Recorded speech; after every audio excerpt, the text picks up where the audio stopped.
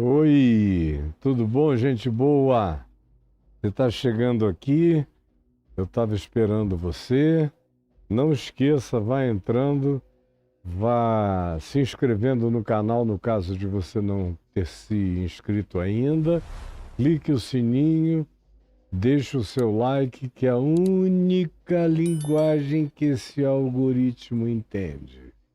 Aí ele bota o canal um pouco mais visível para alcançar outras pessoas. E durante o tempo que nós estaremos juntos, mais ou menos de 8 em 8 minutos, aparece esse lembrete de inscrição, clicar no sino e dar o like. Nós estamos em Mateus, voltando ontem, com base em Mateus, eu fiz uma viagem com vocês até Lucas 21, para vermos aquelas advertências de Jesus, aqui em Lucas 21, do verso 34 ao 36, que foi sobre o que falamos ontem, e hoje eu volto para a sequência aqui de Mateus, verso 29. A gente tinha parado quando Jesus disse: onde estiver o cadáver, aí se ajuntarão os abutres, ou seja, quando a conjunção de fatos, sinais, fatores, vetores dessa convergência indicativa da volta do Filho do Homem ou da minha volta acontecerem em estado de convergência simultânea, inquestionavelmente adensada como nunca antes, porque, como eu tenho dito, todos esses sinais aqui já se manifestaram no curso da história. O que caracteriza esse tempo do fim é a convergência deles todos em estado potencialmente, alarmantemente forte e poderoso, como nunca antes tinha acontecido. E a simultaneidade de todos esses fenômenos acontecendo, obviamente, de maneira conjugada, o que cria uma volumetria, uma densidade de natureza histórica, existencial, psicológica, espiritual e econômica, com crises de todas as naturezas, com fome, com sede, com hecatombes naturais, com um monte de coisas que decorrem exclusivamente dos maus tratos que o planeta sofre da intervenção humana, como eu tenho falado exaustiva e cansativamente aqui, para quem está tendo dificuldade em assimilar. Para quem não tem, eu espero que não esteja cansativo, que você esteja apenas lembrando, relembrando e introjetando essa consciência cada vez mais profundamente em você. Agora, aqui no verso 29 de Mateus 24, Jesus prossegue dizendo: logo em seguida a tribulação daqueles dias, que foi o que a gente viu antes. A gente viu antes, viu, Clarinha? A gente viu antes. Já várias vezes a gente viu sobre essa tribulação e também as teorias dessa tribulação, que eu recomendo que você não creia, não subscreva, não assine nenhuma delas. Porque Jesus não nos deu nenhum cronograma.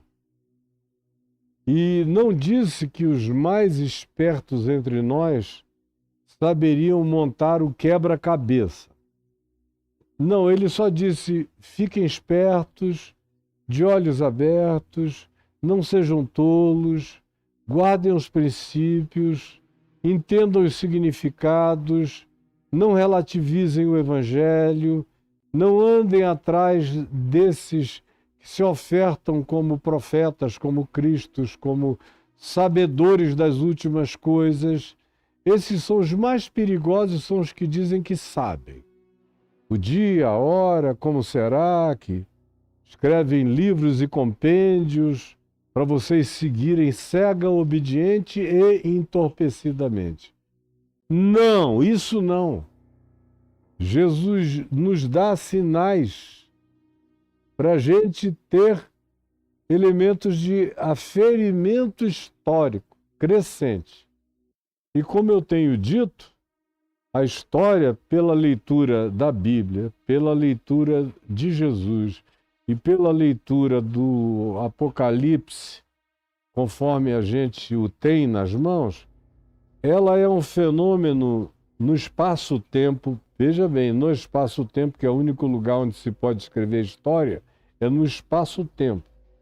E é onde a gente tem a sensação ilusiva de passado, ontem, presente hoje e futuro amanhã. É aqui, nessa linha do tempo, nessa timeline, é o único lugar aonde a gente tem essa sensação de passado, presente e futuro. Outras criaturas de outras dimensões que não sejam do espaço-tempo não lidam com essas categorias de espaço, passado, presente e futuro. E Deus mesmo, muito menos. Passado, presente e futuro são simultâneos, estão acontecendo nele, ele não está sob essas dominações. Mas para nós humanos, na ilusão da linearidade do espaço-tempo, eu tenho dito e repetido que a história acontece numa linha crescente que vai fazendo espirais aumentantes que vão crescendo no passar do tempo, de modo que há uma certa repetição fenomenológica com outros nomes, com outros protagonismos, com outras tecnologias, com outros processos, de acordo com a evolução dos tempos, mas se você olha, você verifica que o fenômeno é o mesmo. E ele vai só crescendo numa espiral crescente, aumentante, mas pelo passado a gente tem vislumbres do presente e algumas projeções para o futuro. Porque a história evolui assim na observação humana. É uma timeline espiral que vai crescendo à medida em que a nossa sensação de andar para o futuro vai aumentando. É por isso também que eu disse e repito, que o Apocalipse já se cumpriu inteiro. Antes do Apocalipse, ele já se cumpriu todo, várias vezes. Durante o tempo do Apocalipse, do João do Apocalipse em Patmos, ele se cumpriu por inteiro, exceto pela volta não física de Jesus, mas a volta da soberania de Jesus, virando a história ao contrário, aconteceu nos dias do João do Apocalipse e do Apocalipse desse João, escrito na ilha de Patmos. Também, eu tenho dito a você que no curso da história pós-livro do Apocalipse, ele se repetiu em várias gerações humanas diversas vezes. Se você que conhece bem tanto o texto dos evangelhos quanto o Apocalipse, conhece também bem a história da civilização humana, desde antes de Jesus, durante Jesus e depois de Jesus até os dias de hoje, você vê essa mesma fenomenologia, essa espiral crescente que vai aumentando, até que, quando chegar nesse momento de conflagração final de todas as coisas, haverá um adensamento e uma simultaneidade de tudo. No passado, a gente teve momentos com ênfases em algumas coisas e não tanto em outras. Apareceram certas coisas, mas outras não. Houve sempre alternâncias, mas aparecimentos que iam marcando, caracterizando esses balizamentos da evolução histórica. Quando chegar a hora mesmo da volta do Filho do Homem, então tudo, todos os abutres se concentrarão na detecção dessa putrefação da história, desse momento inequívoco. Os sinais abutres dos tempos vão demonstrar, pela sua revoada cada vez mais próxima do corpo putrefato, que nós chegamos a um estado de decomposição do qual já não há mais caminho para além do que se está constatando. Pois bem, dito isto, como introdução outra vez, Jesus diz logo em seguida aquela tribulação, que não é essa que os adventistas, que a Ellen White inventou, nem que os testemunhas de Jeová inventaram, com os seus cronogramazinhos da volta de Jesus. Não é essa que os pentecostais americanos, começando lá da Rua Azusa e depois dos outros movimentos, inventaram. Não é a escatologia que os pentecostais suecos, que trouxeram a Assembleia de Deus para o Brasil, inventaram de 1,5 século para cá. Não é. A história da igreja para trás não conhece essas montagens. E todas as montagens que são consumidas hoje como livros, textos, aula de escatologia em seminários, em cursos, e que determinam teologias, como, por exemplo, a teologia chamada do domínio americana, é toda montada em cima da escatologia criada nos Estados Unidos pelos americanos. E como o americano não pode sofrer muito, foram eles que inventaram que a tribulação tem 7 anos, mas que no meio da tribulação os crentes vão ser arrebatados. Entenda-se por crentes, especialmente a Igreja dos Estados Unidos, que foi quem teve a primeira revelação dessa cronologia, será levada. Tudo isso é coisa de mentalidade de seita. Mas vocês seguem pessoas aqui no Instagram, milhões de vocês, não são poucos não, milhões. Seguem pessoas no Instagram que obedecem a essa cronologiazinha inventada de 100 anos para cá. E vocês não têm a menor ideia, pensam que foi Jesus que ensinou isso, que foi Paulo, ou que foi o Espírito Santo. Não, foi a conveniência da obsessão desses pseudo-profetas e profetisas, quase cristos, de uma autorrevelação da volta de Jesus. É um negócio chocantemente contrário ao que Jesus disse, quando, mais do que recomendou, ordenou imperativamente, quando afirmou: não vos compete. Não vos compete conhecer tempos, épocas. E aí ele diz: quanto àquele dia, aquela hora, ninguém sabe. Não vos compete conhecer tempos e épocas, e quanto ao dia e à hora, ninguém sabe. Nem os anjos dos céus, nem as outras dimensões, nem o Filho. Mas você acha que o Tim LaHaye,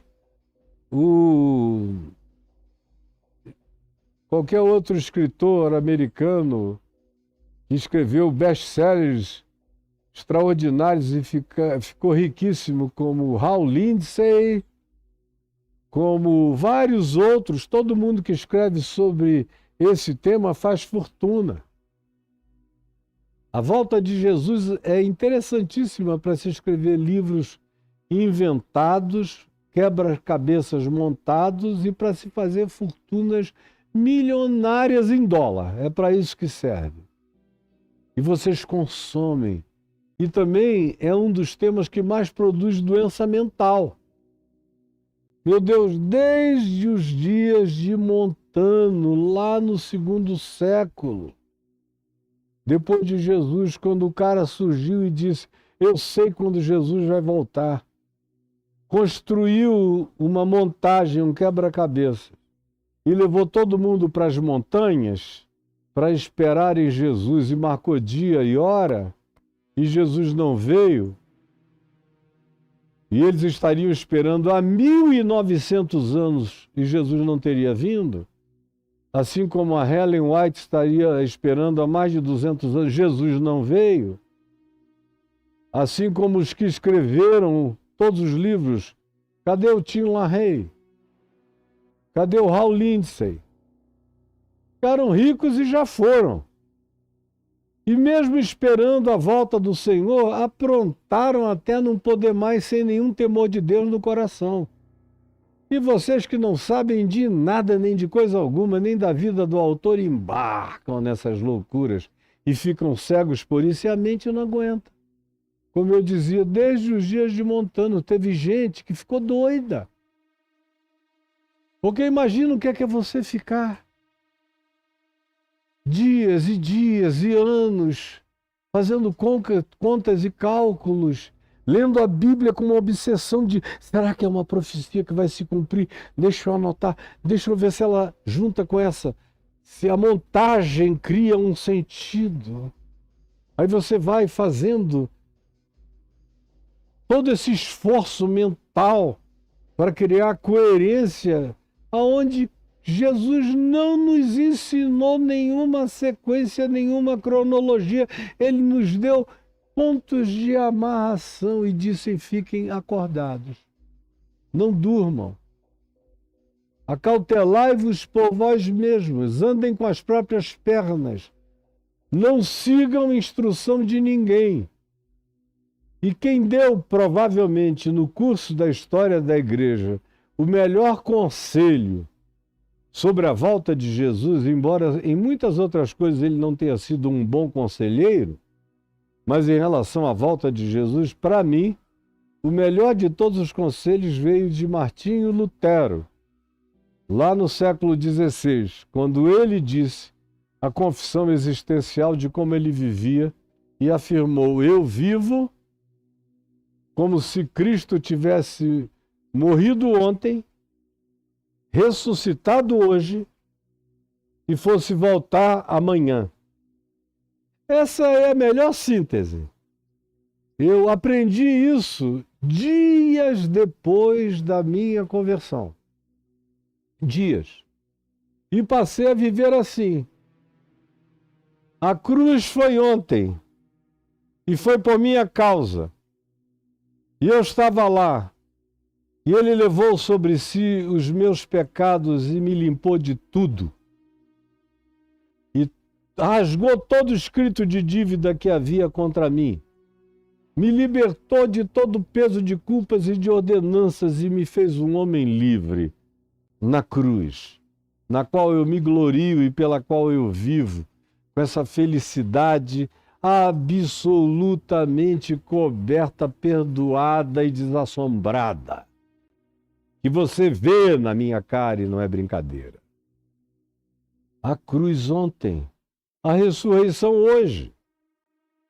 Todo dia eu venho levantando há 52 anos e dizendo: a ressurreição aconteceu hoje, este é o dia que o Senhor fez, no qual eu me regozijarei, me alegrarei nele, no poder da ressurreição, na alegria da ressurreição, na certeza da ressurreição, no fato de que Cristo ressuscitou, está vivo e me habita. Eu sou grávido pelo ressuscitado, que faz aumentar em mim todo dia o poder da sua ressurreição, que é o fator existencial que move a minha vida para o futuro. E o meu amanhã é Cristo voltando para mim, ou eu voltando para Cristo. Com 70 anos de idade, eu estou muito perto de qualquer das duas coisas acontecerem. Ou de eu voltar para Cristo, o que é a mesma coisa, eu vou voltar para Ele, é com Ele que eu quero estar. Ele disse: na casa do meu Pai há muitas moradas. Ou Ele voltando para mim, vindo e me transformando instantaneamente, me fazendo ficar com um corpo semelhante ao da sua ressurreição, me glorificando para padrões, dimensões, perspectivas de natureza eterna, me dando um corpo celestial de uma outra densidade energética e sem limitações de espaço, tempo, nem de qualquer outra caracterização limitadora da minha existência corpórea, finita, morrente e envelhecente, como eu estou hoje me apresentando aqui diante de ti, ó Deus, e diante de você, meu irmão, um homem de 70 anos indo para o Senhor, ou o Senhor vindo para esse homem de 70 anos. Tanto faz se sou eu indo pela morte até ele, ou se é ele vindo na sua segunda vinda, me transformando para não ver a morte. Em qualquer perspectiva eu não verei a morte. Se for eu indo para ele, eu não verei a morte. A morte, quando ela chega, eu já entrei na vida. E se for ele voltando para mim, eu também não verei a morte. A morte já morreu para mim. É um dado com o qual eu não conto. Eu lido com a minha velhice, com pequenos achaquezinhos naturais da vida, com limitações, mas que não teriam significado para mim. A morte mesmo, para mim, já está morta. Agora, existe na história humana um dia, uma hora, um tempo, uma época, na qual o Filho do Homem vai voltar, depois de um tempo de muita e de grande tribulação, conforme se diz aqui que nunca antes desse tempo tinha havido e nem depois haverá nada igual. E que se aqueles dias não fossem, por algum mistério da misericórdia de Deus, abreviados, encurtados, ninguém suportaria e ninguém sobreviveria. É isso que Jesus quer que a gente saiba e se prepare com perseverança. Não é com aprendizagem de cronologiazinhas de pessoas inescrupulosas que, se me ouvissem aqui ou me ouvirem, me darão razão em tudo, mas não podem abrir mão de oferecer a cronologia, porque sabem que esse povo inseguro gosta de profecia, quer saber o futuro, quer saber cronologia, não admite andar pela fé, andar um dia depois do outro sem saber de nada, porque já sabe tudo. Eu não sei o que vai me acontecer daqui a uma hora, mas eu sei o que vai me acontecer a eternidade inteira. No espaço-tempo existem mistérios para mim, mas eu já transcendi o espaço-tempo e sei que, passadas as relatividades do espaço-tempo, eu já estou de posse do absoluto da eternidade, porque eu já sou habitado, já não entro em juízo, já passei da morte para a vida em Cristo. E isso é o que caracteriza a grande boa nova de poder existencial para eu viver nesse mundo inabalavelmente, enfrentando tudo e qualquer coisa, em qualquer circunstância, em qualquer tempo e em qualquer tribulação, pela misericórdia de Deus. É isso que Jesus quer que você saiba e que você aprenda. O resto é enganação. Existem, no entanto, algumas falas que nos deixam perceber o seguinte: olha a sequência do texto, que eu já li quando a gente leu em Lucas, e eu vou ler agora de novo em Mateus. Logo em seguida a tribulação daqueles dias, o sol escurecerá, a lua não dará a sua claridade, tudo isso eu já falei. E as estrelas cairão do firmamento e os poderes dos céus serão abalados. Falamos isso 2, 3 sequências de Mateus. Então aparecerá no céu o sinal do Filho do Homem. E todos os povos da terra verão e se lamentarão e verão o Filho do Homem vindo sobre as nuvens do céu com poder e grande glória. Todos os povos da terra. Todos. Ele vindo e essa terra girando e glória dele envolvendo o planeta inteiro, de modo que todos os homens, em todos os fusos horários, em todas as etnias, em todas as nações, em todas as ilhas, em todos os lugares, vai ser uma coisa tão gloriosa que mesmo os seres escondidos em todas as cavernas, todo olho verá. Não só todo olho humano, mas todo olho animal, de toda criatura.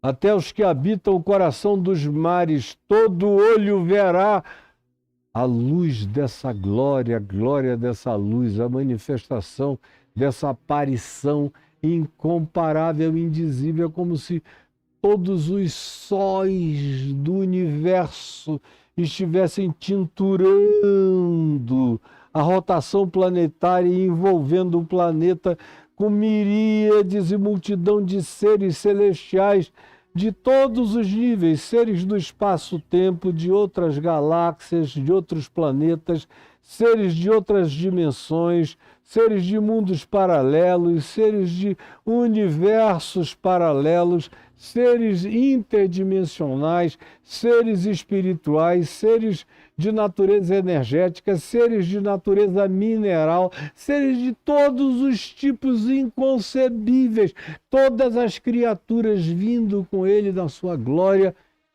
e todo olho verá. Não é uma coisinha de dizer, ele está ali escondido no deserto, no Mojave. Ou se você for para o Alto Egito, no Saara, ele está lá. Ou no interior de uma casa. Não, isso tudo é baboseira de seita, de enganadores e mentirosos. Jesus diz, quando chegar esse dia, essa hora, não se preocupem, todo mundo verá e saberá. Antes disso, o que vocês precisam é aprender a viver, a amar, a perdoar, a obedecer, a perseverar, a serem resilientes, a terem capacidade de renúncia, coragem para encarar, não temerem nada sabendo que a morte já morreu e que o diabo é inimigo de quem o considera seu inimigo, mas vocês estão para além do diabo. Para além de tudo, vocês estão ocultos em Cristo, em Deus. Estão ocultos em Cristo, em Deus. Ele é o nosso refúgio e fortaleza, socorro bem presente na tribulação, em toda e qualquer tribulação.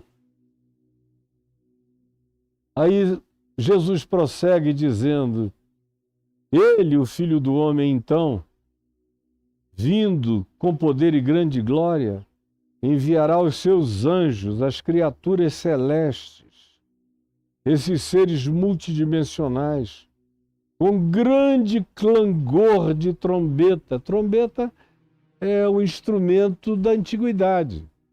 Convocava para a guerra, avisava a troca de sentinelas, era a corneta do passado. Hoje seria a sirene. Hoje, com a modernidade, nem seria isso. Como nem será isso. Todo mundo fica imaginando aquele monte de anjo com umas trombetas na mão, tocando. Isso tudo é antropomorfismo. Antropos é homem, e o morfismo é forma de coisa humana. Dizer que os anjos tocarão a trombeta. Pelo amor de Deus, o anjo está para além de trombeta, para além de tudo. Isso é só uma linguagem. Se está dizendo que o universo se encherá de um som indizível, de uma convocação para a finalização de uma batalha que não pode ser mensurada por espaço, tempo, nem por quantificações, nem por tamanhos e grandiosidades estelares. Mas é uma batalha mensurada pela qualificação do significado dessa luta, dessa guerra, desse embate, que é uma luta pela consciência de Deus, de seres feitos e criados à imagem e semelhança de Deus. São entidades de rebelião à vontade de Deus, lutando e brigando pelo controle da mente de Deus no homem. Lutando pelo controle da mente, da alma e da sensibilidade divinos concedido ao ser humano, para fazer do ser humano um ente divinamente satânico, satanicamente divino na sua maldade indizível quando tal coisa acontece. Foi uma luta até aqui de forças de outra natureza, querendo nos transformar em inimigos daquele que é o sentido e o significado da nossa vida, que é o único em quem a gente pode encontrar a significação da nossa existência. E a luta dessas forças adversárias é para nos roubar essa visão, nos cegar e nos matar, nos fazer existir desalmadamente em estado de um sonambulismo inacordável. Como entes viventemente mortos, funcionalmente mortos, inteligentemente mortos, todavia, porque o espírito ficou afogado no desencanto absoluto de ser em Deus.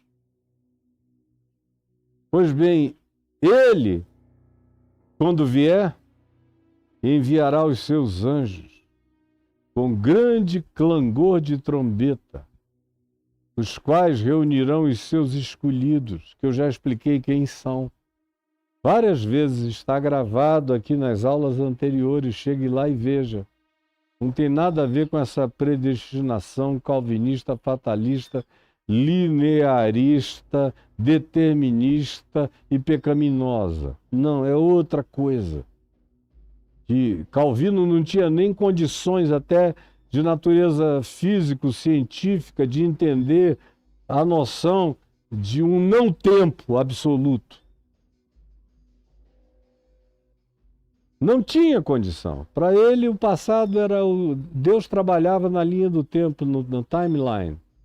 O passado tinha passado para Deus, o presente era presente para Deus, e o futuro era futuro para Deus, e Deus só sabia o futuro porque é Deus e é presciente. Você veja o nível da infantilidade. Mas não é assim. A gente já sabe como é. Eu já ensinei a você, com toda a convicção de que não estou enganado, o que é. Ele, Jesus, o Filho do Homem, enviará os seus anjos e reunirá os seus escolhidos. Foi ele mesmo que disse, quando os discípulos disseram e perguntaram: tu queres que nós separemos o joio do trigo? Ele disse: não, vocês não sabem fazer a diferença. Isso é tarefa para anjos. No último dia, os meus anjos colherão o trigo, reunirão o trigo para os celeiros eternos. E o joio vai ser queimado para inutilidade, para extinção absoluta, para o nada, para o nihilo, para coisa nenhuma. Não é para inferno agônico nenhum. Agora, o meu Deus é fogo consumidor, que queima o joio, queima, extingue. Tem chegar e dizer que Deus não é fogo consumidor é medo infantil e de um reducionismo tolo. Ele é, e fogo faz muita coisa linda e boa, inclusive extinguir o mal, aniquilar. Como o meu Deus é fogo consumidor e tem consumido meu pecado, tem queimado minha maldade, tem me purificado como fogo que purifica o ouro, tem tirado toda a jaça no cadinho dos sofrimentos e me apresentado cada vez mais a ele, puro, acrisolado, passado pelo crisol do fogo purificador. Meu Deus é fogo consumidor para o meu bem. Pode fazer esse recorte hoje aí, Clarinha, por favor. Esse eu não deixo que você perca. Guarde, por favor. Pois bem, e recorte para mim. Estão me ouvindo? Agora, se a gente virar aqui e ler, por exemplo, em 1 aos Coríntios, no capítulo 15, tendo Jesus como chave, porta para cá, interpretativa, você vai entender melhor, depois de ter ouvido tudo que eu falei. 1 aos Coríntios, capítulo 15, aonde, no verso 23, Paulo diz: cada um, porém, por sua própria ordem, Cristo, vírgula, as primícias. Não é Cristo e as primícias, Cristo é as primícias. Cristo é o primeiro de tudo, ele é o alfa de tudo. É o primeiro, é o último, é o primogênito, é aquele em quem tudo é criado, derivado, de onde tudo vem, inclusive a ressurreição. Então Paulo diz, cada coisa na sua ordem. Quem vem primeiro é Cristo, já veio, ressuscitou, como as primícias dos que dormem. Eu tenho certeza da ressurreição dos mortos, porque de fato Cristo ressuscitou dos mortos, é o que Paulo diz no verso 20.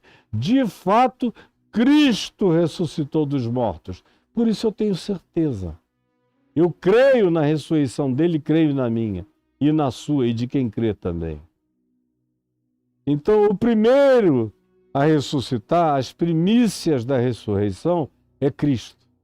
Depois, os que são de Cristo na sua vinda, quando ele voltar, os que forem dele, serão igualmente transformados. E só então virá o fim. Quando ele entregar o reino ao Deus e Pai, quando houver destruído todo principado antagônico, toda potestade maligna e todo poder adversário, adversário do amor, da misericórdia, da bondade e da manifestação do reino da graça de Deus sobre os seres humanos, a criação, o cosmos e a natureza toda. Porque convém que ele reine até que haja posto todos os inimigos por estrado dos seus pés. Aí você vem comigo aqui para Tessalonicenses, aonde Paulo outra vez fala a respeito do mesmo assunto, no capítulo 4, no verso 13, quando ele diz: não queremos, porém, irmãos, que sejais ignorantes, sem conhecimento, com respeito aos que já morreram e aos que morrem, para que vocês não tenham uma visão equivocada da morte, para que não vos entristeçais como os demais, que não têm esperança, consciência de ressurreição, de vida eterna, de que fechou os olhos para esse mundo, abriu os olhos para o Pai. Tudo que eu ensino e prego aqui todo dia, gente que não sabe disso tem pavor da morte, tem medo da velhice, sofre, não sabe partir, não sabe viver e passa a vida inteira acossada, fazendo o que não deveria fazer, movida pela fobia da morte, pela angústia de que está numa contagem regressiva infindável, como eu tenho dito milhões de vezes para quem me ouve no curso dos anos. Pois se cremos que Jesus morreu e ressuscitou, e eu creio, assim também Deus, mediante Jesus, trará juntamente em sua companhia todos os que morreram ou venham a morrer. Todos. A ressurreição factual dele é a certeza que eu posso ter de que todos os que já morreram nele, ou no amor, ou na esperança, ressuscitarão. Ora, ainda vos declaramos mais uma coisa, por palavra do Senhor mesmo, por revelação de Deus, a saber, nós, os vivos, os que ficarmos até a volta de Jesus, de modo algum precederemos os que já morreram. Quem estiver vivo, vai estar vivo, e quem vai ser primeiro visitado quando ele estiver voltando, quando todo olho estiver vendo, serão esses que já tiverem morrido, que serão ressuscitados primeiro. Porquanto o Senhor mesmo, dada a sua palavra de ordem, quando ele disser, é agora, é já, chegou a hora, está tudo feito. Ouvida a voz do arcanjo, que ecoará a voz de Deus por todo o universo, a voz do Cristo eterno, e ressoada a trombeta de Deus, como eu disse, é um antropomorfismo, descerá dos céus o Cristo eterno. E os mortos do primeiro ser humano que tenha ganho consciência de si mesmo, do primeiro Adão, que é o ser caracterizado por dizer eu, por se enxergar, por se perceber, por se discernir, por se conhecer, o que é uma qualidade divina e exclusivamente divina, é dizer eu sou. Pois bem, porquanto o Senhor mesmo descerá dos céus e os mortos em Cristo ressuscitarão primeiro. Depois nós, os vivos, os que ficarmos até a volta do Senhor, seremos arrebatados, abduzidos, ou na linguagem aqui dos evangelhos, tomados. Jesus usa a palavra tomado. Paulo aqui usa a palavra arrebatado, o que pode ser também a palavra abduzido, ou simplesmente tirado e levado, arrancado, desplantado do espaço-tempo e da presente ordem de coisas, juntamente com os que tiverem ressuscitados. É uma coisa de átimo, não é um intervalo, só é primeiro porque é primeiro, mas não é primeiro porque haja um intervalo, não. É tudo quase ato contínuo. Todos nós seremos ajuntados entre nuvens e iremos juntos, ressuscitados e arrebatados, transformados, todos ao encontro do Senhor nos ares, e assim estaremos para sempre com o Senhor. Qual é o objetivo dele dizer isso? É para você ficar sabendo quando Jesus vai voltar? Ele não sabia. Paulo nunca soube. Nem ensinou quando seria. Nem Pedro nunca soube, nem João, nem nenhum dos apóstolos.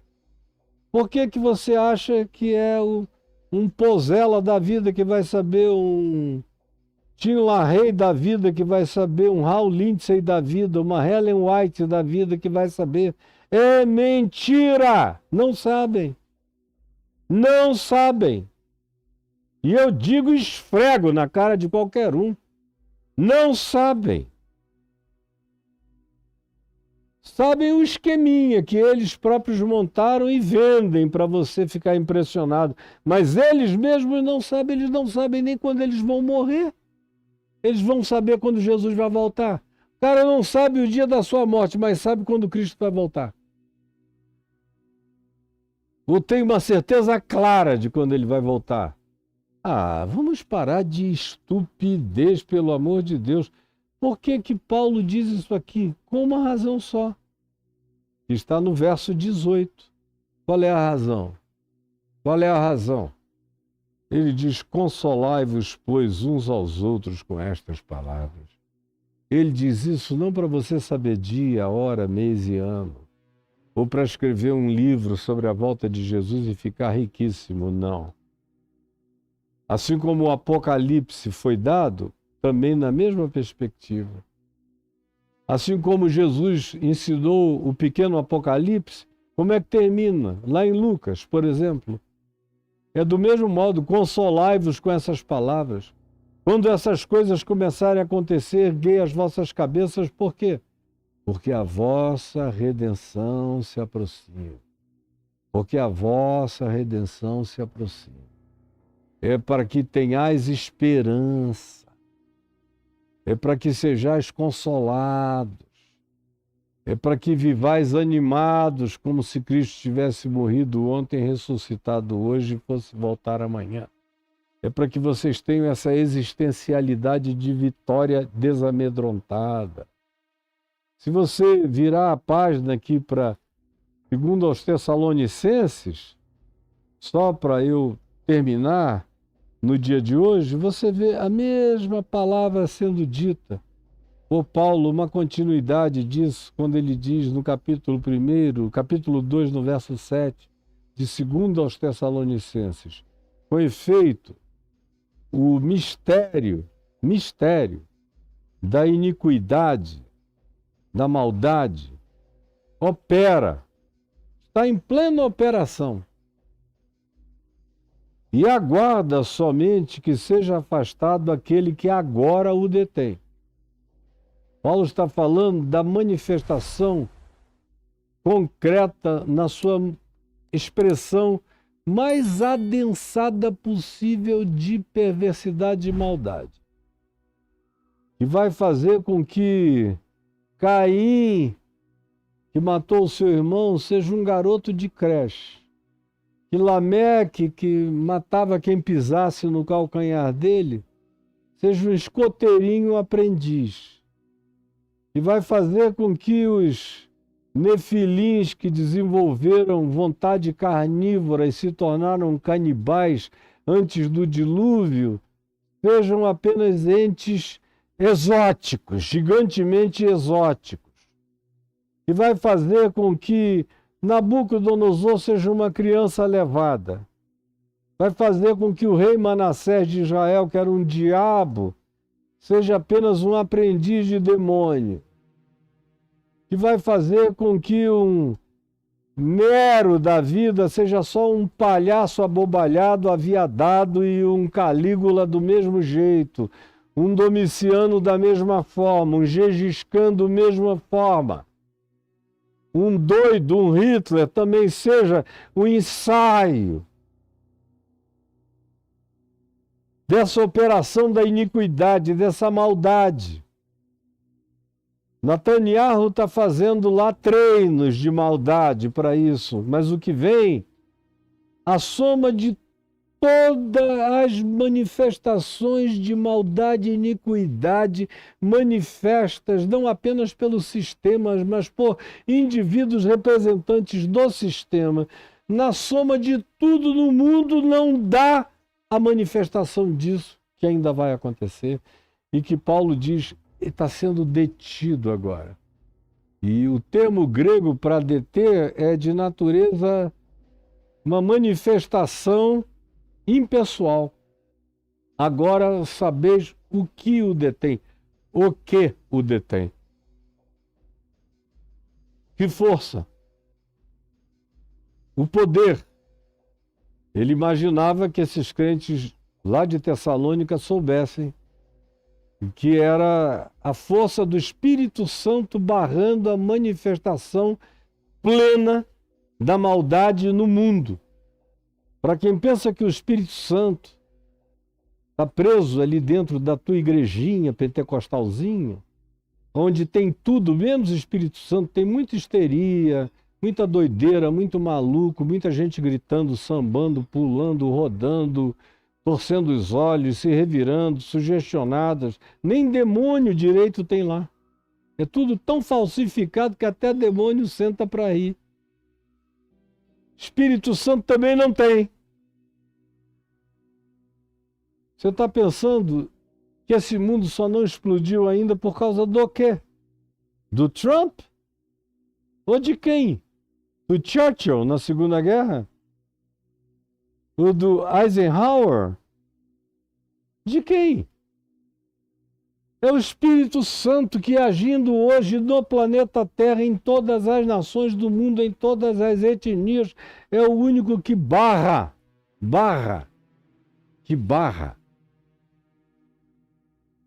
a progressão desse mal. Embora o mistério da iniquidade esteja em plena operação no mundo político, religioso, econômico, fabricando sistemas, inteligências artificiais, robôs, formas de controle, de manipulação, de indução, de imaginação enganosa para levar essa multidão de seguidores de miragens para o abismo. Tudo isso em operação, e só não está em operação absolutamente plena e concreta porque tem alguém barrando o caminho. Barrando, ó, minha mão aqui, ó. Barrando. Se isso for retirado, o fluxo inteiro corre numa maldade incontrolável.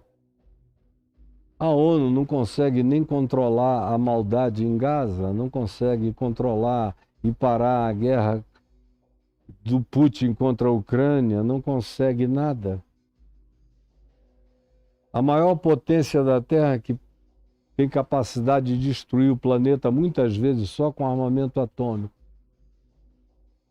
não consegue resolver nem o problema da fimose do presidente.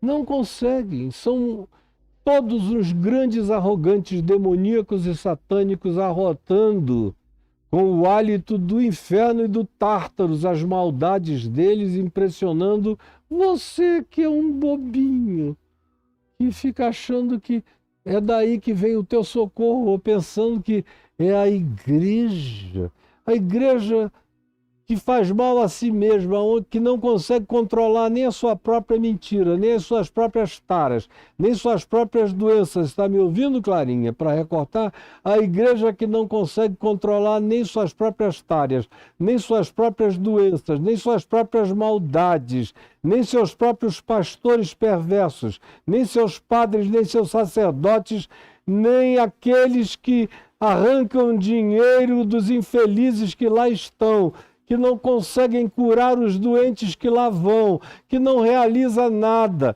que está cheia de mentirosos e de corrupção, que elege pessoas para fazerem a sua representação e se tornam, nas câmaras dos representantes políticos, alguns dos seres humanos mais abjetos e piores do que os demais. Você acha que é a igreja que vai controlar Satanás no mundo? Se enxergue, meu filho. Pelo amor de Deus, é muita idiotice. Então, quando isso que agora o detém for tirado, e não significa que o Espírito Santo vai sair do mundo, ele vai continuar habitando o coração de todos os que são dele. Mas hoje, o Espírito Santo trabalha mais no mundo do que você imagina, impedindo doideiras.